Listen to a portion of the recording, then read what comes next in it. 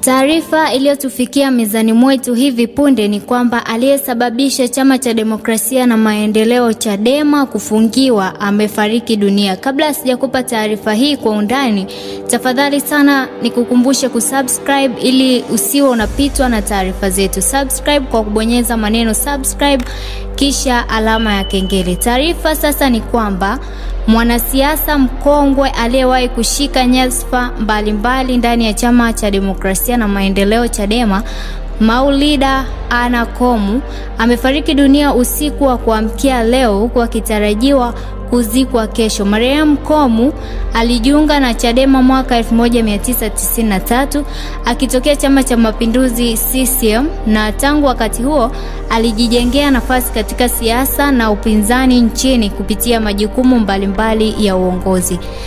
Akiwa ndani ya chama hicho aliwahi kuwa mbunge wa viti maalum, waziri kivuli wa maendeleo ya jamii pamoja na makamu mwenyekiti wa bodi ya wadhamini.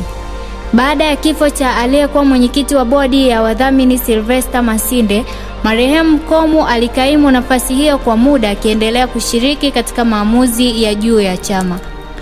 Hata hivyo, katika kipindi cha hivi karibuni jina la Komu liliibuka tena katika mijadala ya kisiasa kufuatia hatua yake ya kufungua kesi mahakamani dhidi ya Chadema kwa kushirikiana na wajumbe wenzake wa bodi ya wadhamini Ahmed Rashid Hamis na Said Isa Mohamed. Mwaka 2025 waliwasilisha shauri la madai namba 8960 wakipinga matumizi ya mali za chama na kuomba zuio la shughuli za kisiasa, ambapo Mahakama Kuu ilitoa amri ya muda iliyozuia Chadema kufanya shughuli za kisiasa, hatua iliyosababisha kusimama kwa shughuli nyingi za chama hicho.